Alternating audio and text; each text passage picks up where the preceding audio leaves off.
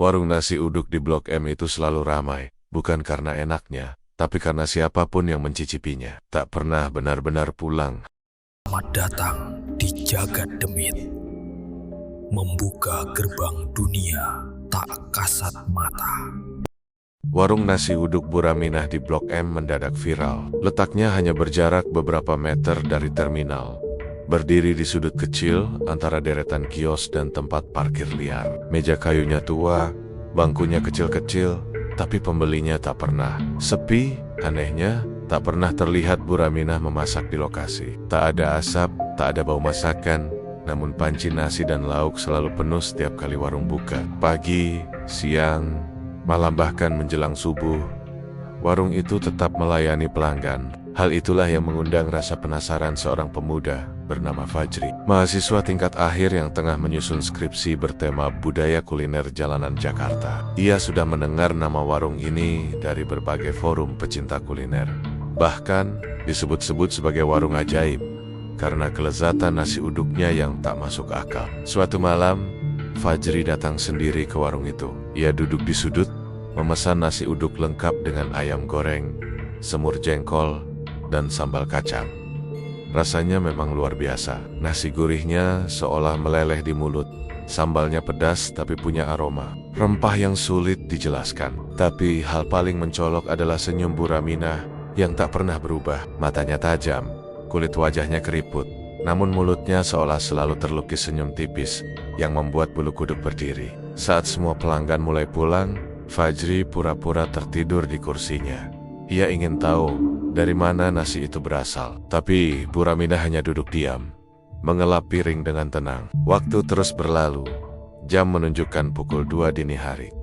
Kucing jalanan mondar-mondir di sekitar warung, namun tak satu pun berani mendekat. Lalu, sekitar pukul 3, datang sosok perempuan tua dengan kerudung hitam panjang. Wajahnya tertutup bayangan, tapi gerak-geriknya lambat dan menyeret. Ia masuk ke area dapur kecil di belakang warung, membuka tutup panci besar, dan mengeluarkan sesuatu dari keranjang rotan yang dibawanya. Fajri nyaris berteriak ketika melihatnya. Tangan, potongan daging, bahkan ada mata manusia yang menggelinding dari keranjang itu sebelum tercebur ke panci. Ia menutup mulut, menahan napas, jantungnya berbalaya. Suara gemuruh mendidih terdengar dari balik panci, disusul aroma anyir yang bercampur bau santan hangus. Bu Raminah berdiri di samping perempuan itu tanpa mengucap sepatah kata. Ia hanya menunduk, lalu menyodorkan sesuatu seperti kemenyan dan tulang ayam yang patah. Sesuatu yang terasa kuno dan gelap. Fajri tergelincir mundur saat mencoba mundur. Kalem-kalem, tapi ia menyenggol salah satu bangku dan menciptakan bunyi keras. Seketika dua pasang mata mengarah kepadanya. Mata Bu Raminah yang dingin dan mata sosok perempuan tua yang tak punya bola mata. Hanya cekungan hitam dalam yang memancar merah redup. "Anak muda, kau lapar lagi?" tanya Bu Raminah dengan suara datar namun menggema di kepala Fajri. Ia langsung berdiri, lari tanpa pikir panjang ke arah luar gang. Kakinya nyaris terantuk keranjang sampah, tapi ia terus berlari, menahan muntah dan panik. Ia tak pernah kembali ke warung itu lagi. Namun kisahnya tidak berhenti di situ. 2 minggu kemudian, berita tentang hilangnya beberapa pengamen dan gelandangan di sekitar Blok M menjadi headline. Beberapa orang terakhir terlihat sedang makan di warung nasi uduk Bu Raminah. Polisi menyelidiki, namun tak menemukan apapun. Panci, lauk, dan dapur, semuanya terlihat bersih. Tak ada tulang, tak ada darah. Bahkan warung itu seperti lebih rapi dari sebelumnya. Namun kejanggalan mulai muncul. Beberapa pelanggan mengaku merasakan hal aneh setelah makan. Ada yang mual setiap malam ganjil.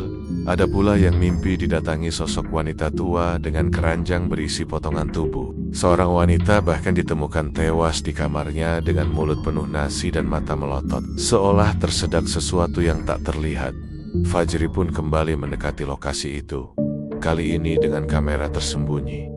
Ia merekam dari kejauhan. Moreng tampak biasa, tapi dari balik layar, kamera menangkap sesuatu yang tak terlihat mata telanjang panci yang berisi tangan bergerak jarak sendiri. Nasi yang mengepul dengan uap hitam, dan pelanggan yang ternyata tidak semua manusia. Beberapa di antaranya duduk diam, menunduk, Dan saat wajahnya menoleh ke arah kamera, kosong, tak ada mata, tak ada bibir. Fajri mengunggah videonya ke internet dalam kondisi ketakutan. Tapi keesokan harinya, akun YouTube-nya hilang, tak bisa diakses. Bahkan laptopnya terbakar saat dinyalakan. Ia tahu, ia telah mencampuri sesuatu yang tak seharusnya diketahui. Beberapa hari setelahnya, Fajri menghilang. Teman kosnya hanya menemukan pecahan kamera dan sisa nasi berceceran di lantai. Tapi anehnya, nasi itu masih hangat, seperti baru saja dihidangkan. Dan yang paling aneh, satu kalimat tertulis dengan darah di dinding kamar Fajri yang menyaksikan harus ikut kenyang. Warung Bu Raminah tetap buka hingga kini, tetap ramai, tetap tak pernah kehabisan nasi. Tapi satu hal yang harus diingat oleh setiap pelanggan, jika kau mencium aroma anyir dalam nasi uduk yang kau makan, maka giliranmu tak lama lagi. 3 hari setelah Fajri menghilang, warung Bu Raminah semakin ramai. Anehnya, banyak pelanggan baru yang datang bukan karena lapar, tapi karena penasaran setelah menonton potongan video misterius yang sempat viral sebelum hilang dari internet. Mereka ingin membuktikan apakah benar warung itu memakai penglaris atau sekadar mitos kota besar yang dibesar-besarkan. Salah satu dari mereka adalah Randy, seorang konten kreator horor yang gemar menyusup ke tempot-tempot angker demi mencari sensasi. Randy tak percaya hal mistis. Baginya semua itu hanya ilusi dan tipuan visual. Tapi sesuatu dalam kasus warung Bu Raminah membuatnya gelisah, terutama karena ia mengenal Fajri secara pribadi. Mereka sempat satu kampus, satu komunitas dokumenter. Randy tahu Fajri bukan orang yang gampang panik, apalagi halusinasi. Jadi malam itu, ia memutuskan datang sendiri ke warung legendaris itu, membawa kamera kecil tersembunyi dan kertas doa yang dikalungkan di lehernya. Pemberian seorang ustaz yang pernah menangani kasus jin di tempat lain, warung Bu Raminah terlihat biasa saja. Meja kayu lusuh, lampu neon redup, pelanggan ramai dan bersenda gurau seperti tak ada yang salah. Bu Raminah sendiri duduk tenang di belakang panci nasi. Senyum tipisnya tak berubah sejak terakhir dilihat Fajri. Tatapannya tajam tapi kosong, seolah menembus daging dan membaca isi hati siapapun yang mendekat. Randy memesan 1 porsi nasi uduk lengkap dan duduk di sudut. Kamera kecil di kancing bajunya merekam semua gerak-gerik warung. Ia makan perlahan, mencatat detail rasa yang baginya memang sangat lezat, bahkan terlalu lezat. Tapi ada sesuatu yang aneh. Nasi yang ia makan terasa hidup. Setiap sendok seolah memiliki denyut, seolah ada sesuatu di dalamnya yang menyusup ke lidah lalu tenggorokan. Di pertengahan makan, Randy mulai merasa sesak. Ia memegang lehernya, urat di pelipisnya menaik. Di tengah rasa mual yang menyerang, ia mendengar bisikan halus di telinganya. Kau mencicipinya, maka kau miliknya. Randy berdiri tergesa, muntah di belakang warung. Muntahnya bukan hanya nasi, tapi juga rambut manusia panjang, kusam, dan bau amis. Ia panik, mengambil kamera dan berusaha lari. Tapi pintu gang menuju luar terasa lebih panjang dari sebelumnya. Ia berlari, tapi tak sampai-sampai. Di kejauhan, warung itu semakin jauh, lalu tiba-tiba muncul di depannya lagi. Seolah ia berputar. Di dalam labirin, tak kasat mata, suara ketukan panci terdengar nyaring, disusul suara tangisan dan lolongan aneh, seperti suara bayi digorok. Randy berteriak minta tolong, tapi semua pelanggan di dalam warung hanya makan. Tak ada yang menoleh. Bahkan wajah mereka sekarang berubah, pucat, berlendir, sebagian tidak punya mata. Beberapa dari mereka menyuap nasi ke mulut yang mulur seperti kain basah, sementara darah menetes dari piring mereka. Dari dalam warung, Bu Raminah berjalan perlahan ke arah Randy. Tangan kanannya memegang piring, tangan kirinya bukan tangan manusia. Bentuknya seperti kayu lapuk yang ditumbuhi jamur dan belatung. Suara langkahnya tak terdengar, tapi bayangan tubuhnya melar di tembok seperti bayangan sesuatu yang lain, bertanduk dan memiliki banyak kaki. 1 sendok cukup untuk menandai, gumam Bu Raminah sambil mendekat. Randy jimitar. Ia mencabut jimat dari lehernya dan menunjukkannya ke arah Bu Raminah. Sosok itu berhenti, tapi bukan karena takut melainkan tertawa. Tawa kering yang terdengar seperti kayu terbakar. Bukan aku yang kau lawan, tapi pemilik nasi ini. Ia lapar, dan kau yang membawa napas baru. Tiba-tiba dari belakang tubuh Bu Raminah muncul sosok lain. Wujudnya tinggi, wajahnya diselubungi kain putih penuh noda merah. Tangannya membawa keranjang rotan yang sama seperti yang dilihat Fajri dahulu. Dari dalamnya, Rendi melihat kepala manusia dan salah satunya adalah kepala Fajri. Matanya melotot, mulutnya penuh nasi. Rendi pingsan di tempat. Saat ia sadar, ia sudah berada di trotoar. Pagi hari, tubuhnya lemas dan kameranya hilang. Semua itu mimpi buruk sampai melihat bekas muntah rambut dan nasi masih ada di bajunya. Ia lari ke kantor polisi, melapor dengan panik. Namun setelah penyelidikan, tidak ditemukan warung apapun di gang yang ia sebut. Tempat itu kosong, hanya ada dinding kusam dan semak liar. Tak ada bekas kursi, panci, atau meja makan. Polisi menutup kasusnya, menyebutnya halusinasi akibat kelelahan. Tapi Rendi tahu ia tidak gila. Ia mulai melihat wajah Fajri di cermin, mendengar suara kuali beradu dari kamar mandi. Bahkan saat tidur, perutnya terasa penuh meski tak makan. Setiap pagi, ia muntah nasi uduk yang masih hangat dan lembut. Dokter tak bisa menjelaskan kenapa. Ia kehilangan berat badan, tubuhnya mengering. Sampai suatu malam, ia terbangun dan menemukan panci besar di tengah ruang tamunya, penuh nasi putih yang mengepul pelan. Di atasnya, potongan tangannya sendiri mengambang perlahan. Di luar sana, warung Bu Raminah disebet-sebet muncul kembali. Bukan di Blok M, tapi di daerah Kuningan. Letaknya selalu berubah, tapi ciri khasnya tetap sama. Nasi uduk yang tak pernah habis. Dan pelanggan tetapnya.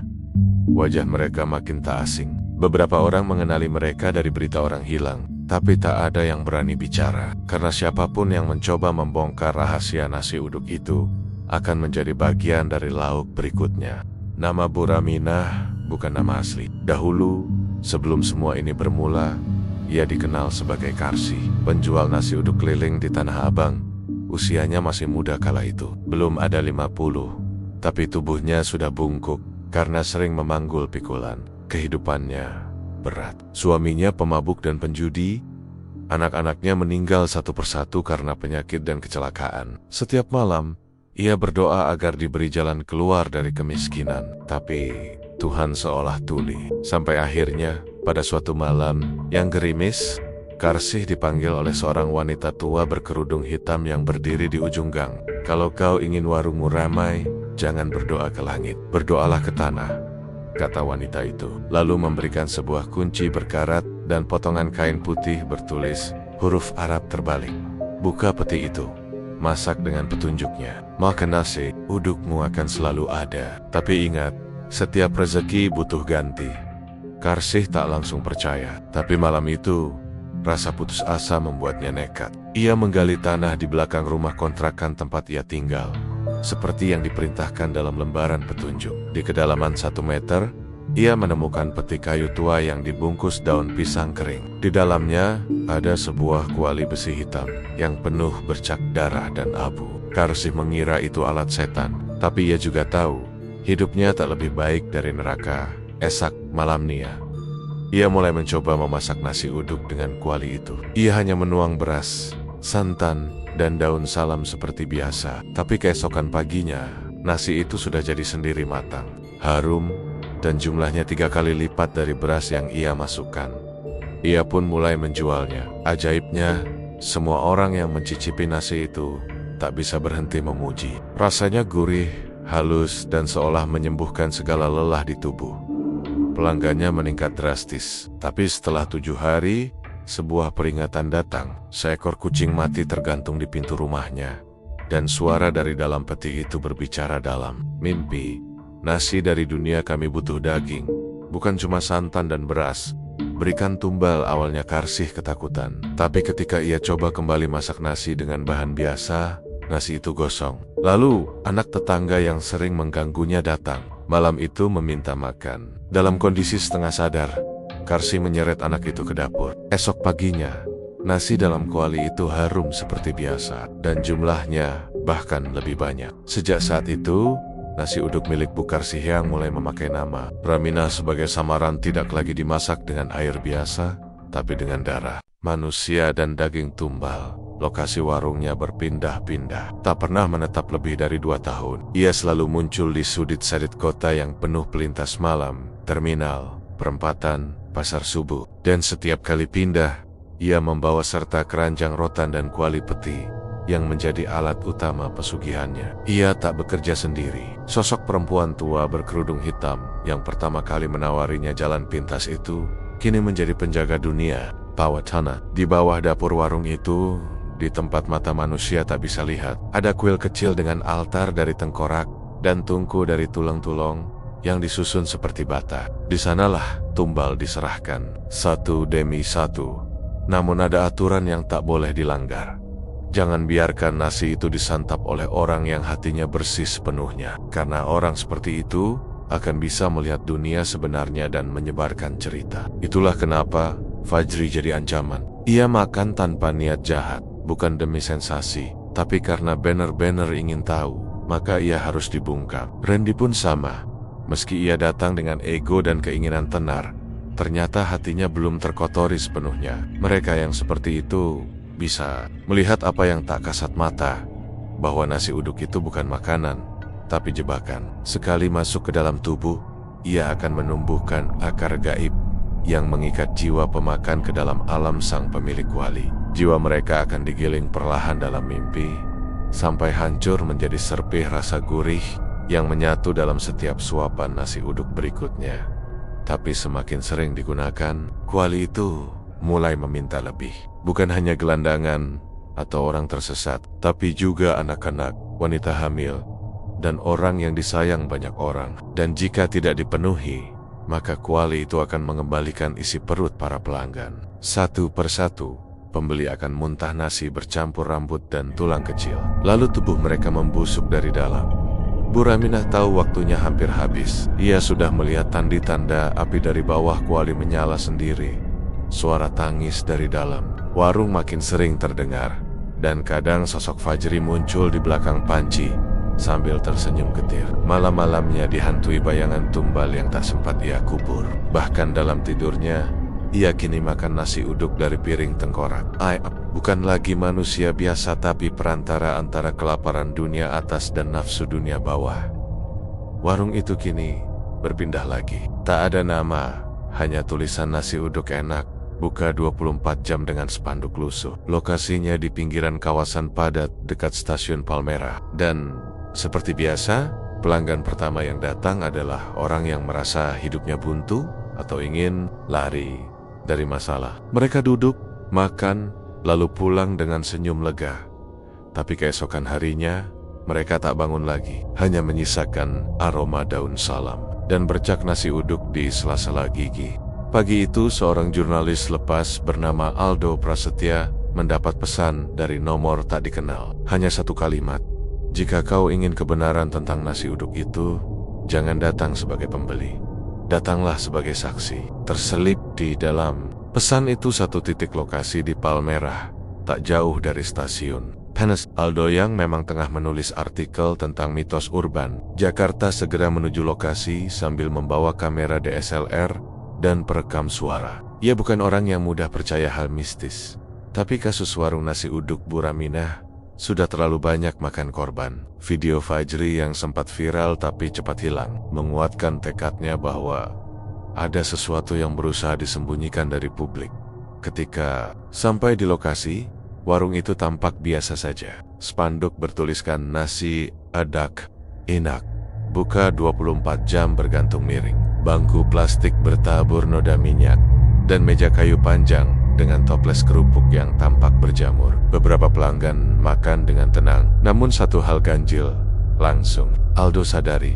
Tak satu pun dari mereka berbicara, hanya suara sendok dan piring beradu. Seolah semua mulut dikunci oleh sesuatu. Aldo diam-diam mengambil gambar, tapi ketika ia cek layar kameranya, foto yang muncul hanya gelap, penuh noise dan gangguan. Bahkan bentuk piring pun tak bisa dikenali. Ia coba merekam video, tapi yang terekam hanya suara bising seperti ratusan lalat berdengung. Perekam suaranya pun hanya menghasilkan bisikan-bisikan tanpa bahasa.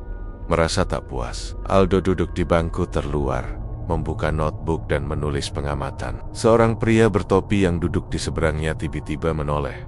Matanya kosong, dan berkata pelan, "Kalau kau terus memotret, wajahmu bisa hilang dari dunia."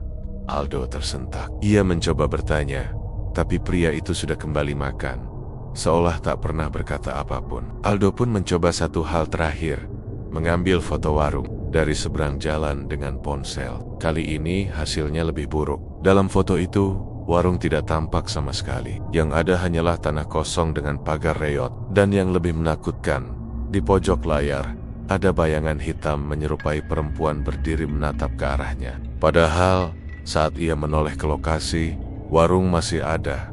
Tak ingin gegabah, Aldo mendatangi Mang Ucup, satpam ruko sebelah yang terlihat mengamati jerit-jeritnya sejak tadi. Awalnya Mang Ucup enggan bicara, tapi setelah diberi uang rokok dan rokok kretek, ia membuka suara. "Saya udah 2 tahun jaga sini, Mas. Warung itu aneh.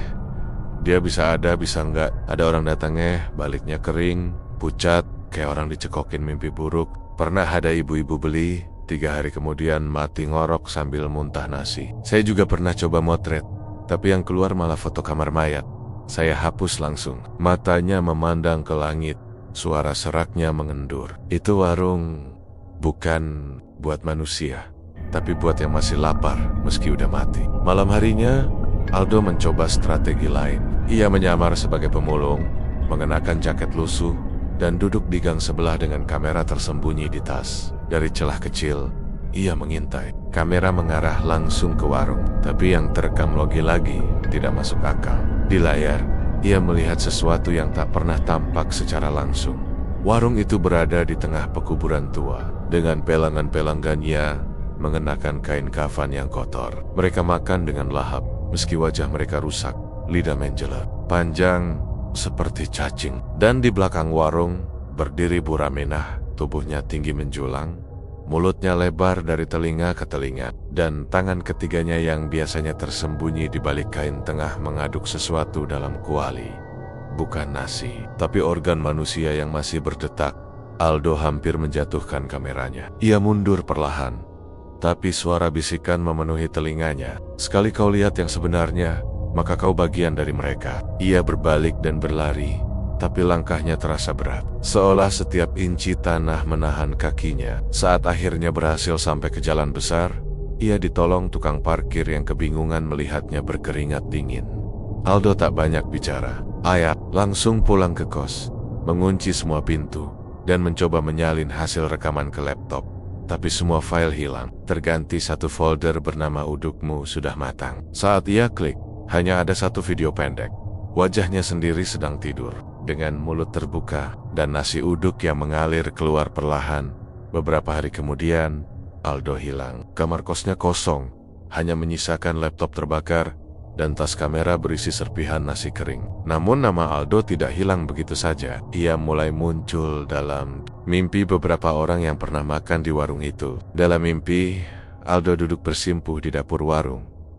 Tubuhnya kurus dan mata kosong. Ia terus mengaduk panci sambil berkata, "Aku cuma mau tahu, tapi aku ikut jadi lauk." Sementara itu, warung Buraminah tetap berdiri, dan kini lebih ramai dari sebelumnya. Tapi tetap saja, tak ada satupun foto atau video yang berhasil membuktikan keberadaannya. Bahkan akun Google Maps yang sempat menandai warung itu sebagai warung nasi uduk legendaris hilang dengan sendirinya. Siapapun yang menandai ulang, profilnya akan diblokir dan emailnya rusak permanen. Warung itu tidak ingin dikenal lewat teknologi. Ia hanya ingin ditemukan oleh mereka yang lapar dan siap ditelan. Malam-malam di sekitar warung nasi uduk, Buraminah mulai berubah. Bukan lagi hanya terdengar suara sendok beradu atau pembeli yang berdatangan dalam diam, tapi mulai muncul sesuatu yang tak biasa. Tangisan dari dalam panci terdengar lirih, namun terus-menerus, seperti suara bayi yang kesepian. Buraminah tahu, ini bukan sekadar suara iseng dari dunia bawah. Ini adalah panggilan balik, jeritan dari para tumbal yang selama bertahan-tahan ia gunakan untuk menghidupi kuali kutukan itu. Salah satunya adalah Dika, bocah pemulung yang dibunuh dan dikorbankan oleh Raminah 7 tahun lalu. Dika tidak punya keluarga, hanya tidur di emperan dan hidup dari nasi sisa. Suatu malam, ketika ia mengemis makanan, Raminah mengajak Dika ke belakang warung dan memberinya sepiring penuh nasi uduk. Saat Dika mulai makan dengan lahap, Raminah menghantam kepalanya dengan batu cobek, lalu menyeret tubuh mungil itu ke ruang bawah tanah. Potongan tubuhnya menjadi salah satu pemberi rasa dalam kuali. Namun, ada yang berbeda dari Dika. Mati dalam keadaan tidak ikhlas dan tak sepenuhnya menyerah. Rohnya tidak hancur seperti tumbal lain. Ia bersembunyi dalam nasi, dalam uap, dan dalam sudut-sudut dapur yang tidak disinari lampu. Kini, roh Dika mulai menunjukkan diri. Beberapa malam terakhir, kuali mendidih meski api tidak menyala. Penanak nasi meledak 2 kali. Don Yang mengganggu. Salah satu pelanggan melihat tangan kecil keluar dari dalam panci, menggenggam sendok yang patah dan menulis sendiri di meja dengan saus sambal. Aku mau pulang. Raminah mulai resah. Ia coba memanggil dukun asal Kebumen yang dulu pernah menemaninya menyembelih kambing hitam pertama. Tapi lelaki itu tewas saat dalam perjalanan ke Jakarta mobilnya terbakar tanpa sebab di pinggir tol. Dan dari dalam bangkai mobil itu ditemukan serpihan nasi uduk yang masih mengepul. Raminah akhirnya kembali ke altar bawah tanah, tempat ia biasa mengucap mantra dan menyimpan keranjang rotan tumbalnya. Tapi malam itu, altar berbeda. Batu-batu tengkorak retak, dan dari lubang kuali muncul wajah anak kecil. Mata Dika menatapnya tanpa ampun. Kau pikir aku lupa, bisiknya. Aku tidak sendirian sekarang. Kami semua ingat. Setelah kejadian itu, gangguan tak berhenti. Pelanggan yang makan di warung mulai kerasukan. Seorang wanita muda tiba-tiba menjerit sambil menunjuk ke dalam panci, lalu muntah darah. Seorang ojek online menggigit lidahnya sendiri dan menulis dengan darah di dinding warung. Kami lapar, tapi bukan ini yang kami inginkan. Lebih parah lagi, salah satu mantan pekerja warung, seorang remaja bernama Yayan, yang dulu dipecat karena mencuri tahu goreng, datang kembali dalam kondisi seperti mayat hidup. Tubuhnya kaku, kulitnya membiru, tapi ia bicara dengan suara yang bukan miliknya. Nasi ini bukan milikmu lagi, Raminah. Kau utang pada mereka yang kau kubur. Raminah mulai ketakutan. Ia membakar dupa setiap malam, menyiram kuali dengan darah, ayam jantan, dan membaca doa-doa terbalik dari kitab tua. Tapi semua itu sia-sia. Setiap malam, uap dari panci berubah menjadi bayangan wajah-wajah tumbal. Anak-anak, wanita hamil, gelandangan, bahkan seorang satpam yang dulu diam-diam dibunuh karena tahu terlalu banyak. Mereka semua menatap dari balik uap, menunggu waktunya untuk bangkit. Puncaknya terjadi pada malam Jumat Kliwon. Warung itu tetap buka seperti biasa. Pembeli ramai, aroma nasi menguar ke seluruh gang. Tapi saat panci dibuka, isi nasi berubah menjadi belatung hidup. Beberapa pembeli langsung kerasukan, sebagian lainnya pingsan. Raminah mencoba menenangkan, tapi tangannya melepuh saat menyentuh panci. Dari dalam kuali, tulang kecil anak-anak keluar satu persatu. Meja warung berguncang, bangku terbalik sendiri, dan toples kerupuk meledak menghantam wajah pelanggan. Dalam kekacauan itu, terdengar suara lantang dari langit-langit dapur. Suara Dika, kini tak sendiri. Kau masak dari tubuh kami, kami masak jiwamu. Seluruh ruangan bergetar. Raminah terlempar ke dinding, tubuhnya memar dan tulang rusuknya retak. Dalam penglihatan terakhirnya sebelum pingsan, ia melihat semua pelanggan berubah menjadi sosok yang dulu pernah ia korbankan. Mereka duduk tenang, makan nasi uduk dengan tangan hitam membusuk. Salah satu dari mereka menyuapinya paksa sambil tertawa. Ayo makan, kau kan suka nasi. Esoknya, warung itu sepi. Orang-orang bilang warung tutup permanen, tapi beberapa saksi mengatakan mereka masih melihat warung itu di malam hari. Tapi bukan lagi ramai. Warung itu kini hanya dihuni oleh satu penjual perempuan tua yang duduk diam dengan tubuh kaku seperti manekin. Di depannya, panci besar tetap mengeluarkan uap, tapi tak ada yang berani mendekat. Karena dalam keheningan malam, jika kau cukup nekat berdiri di seberangnya, kau bisa mendengar bisikan-bisik samar dari dalam warung, "Tolong, aku mau pulang." Dan jika kau mendekat terlalu dekat, panci itu akan terbuka sendiri, mengundangmu untuk ikut masuk ke dalamnya. Tanggal 13 bulan berikutnya jatuh pada malam Jumat, dan suasana di sekitar gang bekas warung nasi uduk Bu Raminah berubah menjadi dingin dan suram. Penduduk setempat menyebutnya hari ganjil, hari di mana suara langkah kaki terdengar, padahal gang kosong. Lampu-lampu padam satu persatu, dan angin mengirim bau santan basi bercampur darah ke seluruh jalan. Tak ada yang berani melewati gang itu malam itu, kecuali satu orang, seorang wanita muda bernama Ningrum, mahasiswa baru yang tengah menelusuri kisah urban legend Jakarta untuk proyek akhir kuliahnya. Tidak tahu bahwa ini malam ke-13 sejak Dika dan Roro tumbal lainnya memberontak. Ia juga tidak tahu bahwa setiap tanggal 13 yang jatuh di Jumat, kuali itu akan membuka dirinya satu kali, memberi kesempatan terakhir kepada satu jiwa hidup untuk menggantikan jiwa-jiwa mati yang ingin pulang. Ningrum sampai di gang dengan kamera dan buku catatan. Warung itu secara mengejutkan muncul kembali malam itu, berdiri di tempat yang sebelumnya hanya lahan kosong penuh semak. Lampu neon kuning menyala lemah. Meja-meja tersusun rapi, aroma nasi uduk yang menggiurkan menyelimuti udara. Tapi yang paling mengerikan, tak ada siapapun yang duduk di sana. Warung itu terbuka, tapi kosong, seperti menunggu dengan hati-hati. Ningrum duduk. Dari balik tirai dapur, muncullah sosok Bu Raminah. Tubuhnya jauh lebih tua dari deskripsi manapun yang pernah ia baca. Kulitnya seperti kulit jeruk kering, matanya tak simetris, dan geraknya lamban, seperti dikendalikan tali. Tak kasat mata, "Mau nasi nak?" tanyanya dengan suara bergetar. Ningrum mengangguk, berusaha tetap tenang. Ia berpikir, mungkin ini akting, bagian dari kisah urban yang dibesar-besarkan untuk menarik turis penasaran. Satu piring nasi uduk disodorkan. Asap menggepol, harum rempah menyeruak. Tapi di tengah-tengah nasi ada sehelai rambut panjang, basah, dan menempel di potongan ayam goreng. Ningrum menatapnya tajam, lalu melihat sekeliling warung. Ia mengambil kamera dan memotret diam-diam. Tapi seperti kisah-kisah sebelumnya, layar hanya menampilkan panci besar di atas altar batu, dikelilingi wajah-wajah pucat yang menatap ke arahnya. Salah satunya adalah wajah anak kecil dengan mata melotot, dan ia mengangguk perlahan, seolah berkata, "Jangan makan, terlambat." Bu Raminah berdiri dan menatap Ningrum dalam-dalam. Panci ini sudah menunggu. Sudah waktunya menerima daging baru. Ia membuka tudung panci besar di dekat kaki meja. Asap hitam menyembur keluar, membentuk wajah-wajah tumbal masak. Lalu semuanya menjerit bersamaan. Ningrum mencoba kabur, tapi tubuhnya membeku. Bangku yang ia duduki berubah menjadi tenggen-tenggen kurus yang memegang erat kakinya. Piring nasi di hadapannya kini berdetak, seolah bernapas.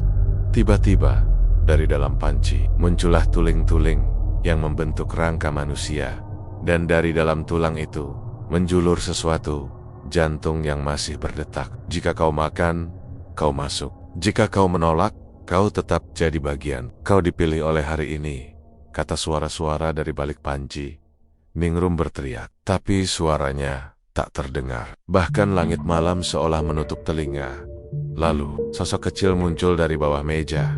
Dika, tapi tubuhnya kini terbentuk sempurna. Wajahnya bersih, dan bajunya seperti anak SD. "Jangan takut, Kak.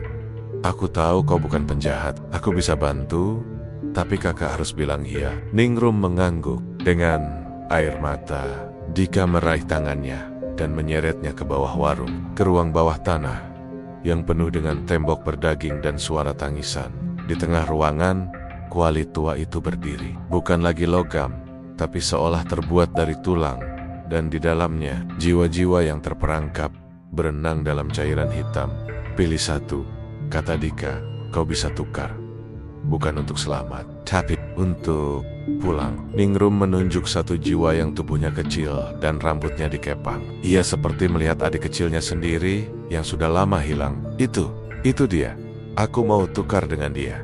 Dika menunduk. "Baik, tapi kakak harus tinggal di sini menggantikan dia. Jadi penjaga, jadi pengaduk, jadi pengingat bahwa nasi ini punya harga." Ningrum menangis, tapi ia mengangguk. Sesaat kemudian, tubuhnya ditarik ke dalam kuali. Sementara sosok anak kecil yang ia bebaskan berlari ke atas, kembali ke dunia, membawa seberkas cahaya ke dalam malam.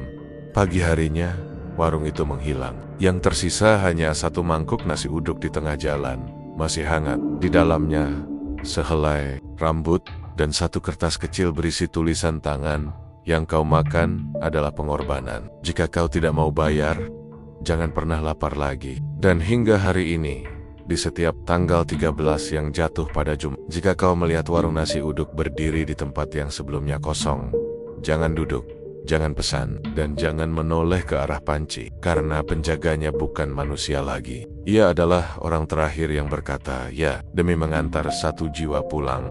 Sudah hampir 2 minggu sejak warung itu terakhir muncul di Palmerah. Tapi anehnya, nama nasi uduk Buraminah justru semakin ramai diperbincangkan. Bukan di media sosial atau berita, melainkan di dalam mimpi orang-orang. Fenomena ini bermula dari seorang sopir bus malam bernama Pak Hartono yang mengaku mengalami mimpi makan nasi uduk di sebuah warung sunyi. Ia tak pernah mendengar soal Buraminah sebelumnya. Tapi yang membuatnya panik adalah rasa nasi dalam mimpi itu terlalu nyata, terlalu gurih, terlalu hidup. Ketika ia bangun, ia menemukan sisa nasi dan sambal masih menempel di sudut bibirnya.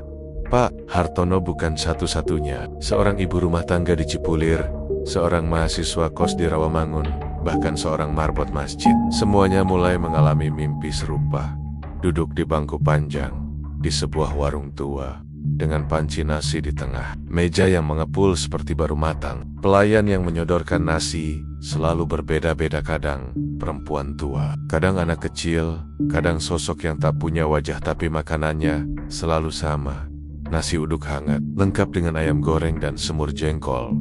Namun yang membuat mereka benar-benar ketakutan adalah efek setelah mimpi itu berlalu. Beberapa orang mulai kehilangan nafsu makan di dunia nyata. Mereka merasa makanan di dunia ini hambar. Ada yang nekat makan banyak, tapi tetap lapar. Ada yang justru muntah darah setiap kali mencoba menelan nasi biasa. Seolah tubuh mereka menolak semua rasa, kecuali rasa dari nasi uduk dalam mimpi itu.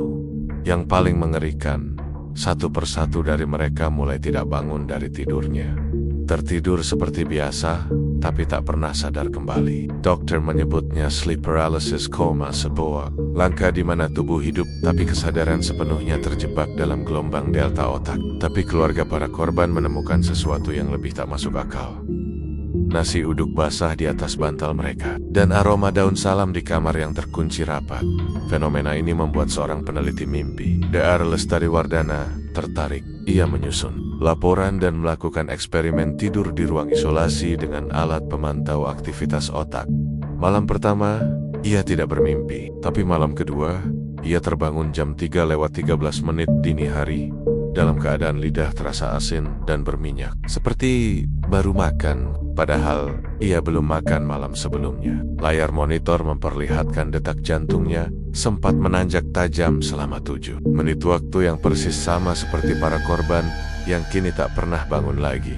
Malam ketiga, Dr. Lestari memutuskan untuk menyuntikkan diri dengan zat perangsang, lucid dream. Ia ingin masuk sadar ke dalam mimpi, ingin melihat langsung warung itu, ingin membuktikan bahwa semua ini bukan mitos, dan ia berhasil. Dalam mimpi, ia duduk di bangku panjang, persis seperti cerita para korban, tapi warungnya lebih suram dari yang dibayangkan. Langitnya merah gelap, tanahnya berlendir, dan semua pembeli di sekitarnya makan dengan mata tertutup, dan tubuh gemetar. Di hadapannya, semangkuk nasi uduk tersaji, dan pelayannya adalah seorang gadis muda bernama Ningrum, mantan mahasiswi yang hilang pada tanggal 13.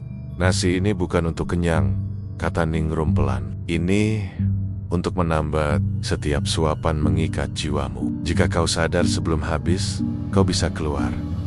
Tapi kalau habis, kau tinggal di sini. Dr. Lestari mencatat semua itu dalam pikirannya. Ia menolak makan, berdiri dan mencoba kabur. Tapi warung itu terus memanjang, geng demi geng, lorong demi lorong. Ia terus berjalan melewati Mahamaya lain, melihat wajah-wajah yang dikenalnya. Dari berita, Fajri, Aldo, Pak Hartono, mereka semua makan dengan tangan berdarah dan mulut yang penuh tapi tak pernah puas. Saat ia hampir mencapai pintu keluar warung, ia menoleh sekali dan melihat kuali besar di tengah ruangan. Dari kuali itu, sebuah tangan terjulur tangan dirinya sendiri. Ia hampir tersedot ke dalam, tapi terdengar suara dari belakang. Bangunlah, sebelum kau jadi rasa berikutnya. Ia terjaga dengan tubuh penuh peluh, tapi di telapak tangannya ada bekas luka seperti terbakar, membentuk lingkaran seperti pegangan kuali. Ia menulis semua temuannya. Namun sehari kemudian, DR Lestari hilang. Rekaman tidurnya disabotase, dan satu-satunya file yang tersisa di laptopnya hanya satu audio. Berdurasi 7 menit, berisi suara sendok beradu, dan satu kalimat yang diulang. Rasa ini tidak bisa dilupakan, karena kau adalah bagian darinya. Kini, fenomena mimpi makan nasi uduk semakin menyebar. Bahkan anak-anak mulai menggambar warung yang belum pernah mereka lihat di dunia nyata. Seorang anak TK bahkan menggoreskan krayon merah di buku gambarnya dan menulis, "Aku makan di tempat mimpi," kata ibu penjualnya. "Nanti aku bisa ajak ayah juga." Tak ada yang tahu sampai kapan ini akan terus terjadi. Tapi satu hal pasti, Panji Buraminah kini tidak butuh lokasi fisik lagi. Ia berpindah ke mimpi manusia, menanamkan rasa lapar di dalam, tidur, dan menjadikan kita semua pelanggan yang tidak pernah sadar bahwa kita sedang dimasak perlahan di dalam setiap mimpi yang menampilkan warung nasi uduk Buraminah. Selalu ada satu bangku kosong di sudut ruangan. Bangku kayu itu terlihat usang, warnanya pudar, namun tetap bersih, seolah baru dilap dengan lap basah. Tidak pernah ada yang duduk di sana. Tidak pernah ada yang menyentuhnya. Tapi anehnya, dalam setiap mimpi korban, baik itu sopir, mahasiswa, atau ibu rumah tangga, bangku kosong itu selalu hadir, menunggu. Beberapa orang yang mencoba mendekati bangku itu dalam mimpinya langsung terbangun dengan demam tinggi, jijik berdarah, dan napas pendek-pendek, seolah tubuh mereka menolak bersentuhan dengan sesuatu yang lebih tua, lebih kuat, dan lebih lapar daripada kuali itu sendiri. Tapi tidak semua orang dihindari oleh bangku itu. Hanya mereka yang menyimpan niat paling gelap, niat untuk mengambil alih, yang akan duduk di sana tanpa sadar, dan tak akan bangun lagi. Seperti yang terjadi pada Rohmat, seorang mantan pedagang nasi uduk yang iri luar biasa melihat warung viral yang tak pernah ia temui secara nyata. Ia mendengar kisahnya dari forum-forum horor, dari channel YouTube, bahkan dari obrolan di pasar pagi. Ia tak percaya, tapi di lubuk hatinya, ia ingin tahu rahasianya. Ia ingin dagangannya seramai itu. Ia ingin pelanggannya kecanduan. Tak peduli pakai cara apa, ia mulai membaca mantra, mencari jalur gaib. Dan pada suatu malam, ia duduk termenung di depan gerobaknya yang sepi, memejamkan mata, dan mimpi itu datang. Warung Buraminah muncul dalam mimpi Rohmat dengan lebih jelas daripada yang lain. Aroma, nasi dan semur menyengat. Dinding warung penuh cap tangan merah. Pelanggan makan dengan piring tembus pandang di mana isi perut mereka bisa terlihat bergerak. Nasi turun ke lambung bercampur darah. Tapi Rohmat tak peduli. Matanya langsung tertarik ke bangku kosong itu. Ia berjalan perlahan. Bangku itu terasa memanggil. Suara dari balik panci berseru pelan, "Duduklah, jika kau ingin tahu rasa kekuasaan itu." Dan ia duduk. Sekejap, semua penglihatan berubah. Ia tidak lagi melihat pelanggan. Ia kini berada di dapur belakang, di depan sebuah kuali hitam legam yang mendidih sendiri meski tanpa api. Uapnya mengandung wajah-wajah tumbal, menangis, menjerit, menggigit bibir sendiri. Di belakangnya berdiri sesosok perempuan tua, tubuhnya kini lebih tinggi dari sebelumnya, dengan kepala menyamping dan leher memanjang. Itu adalah Buraminah, tapi bukan lagi manusia. "Warung ini butuh juru masak baru," katanya. "Aku usang, tapi bangku itu memilihmu, dan sekarang kau akan belajar mengaduk dengan jiwamu sendiri." Rohmat tak sempat menolak. Dari bawah kakinya muncul cairan lengket seperti santan busuk. Cairan itu merayap naik, melilit tubuhnya, masuk ke pori-pori kulitnya, membuat tulangnya berderak dan wajahnya melengkung ke arah yang salah. "Ayabet," tapi hanya satu kalimat yang keluar dari mulutnya. "Sambalnya mana?" Keesokan paginya, Rohmat ditemukan meninggal di atas gerobaknya. Mulutnya menganga, lidahnya membiru, dan di samping tubuhnya ada satu porsi nasi uduk hangat tak diketahui dari mana datangnya. Yang lebih aneh, pada bangku dagangnya ada bekas duduk basah, seolah baru saja diduduki seseorang. Setelah kejadian itu, warung Buraminah tidak lagi muncul di satu tempat. Ia berpindah dari mimpi ke lokasi nyata yang tak terduga.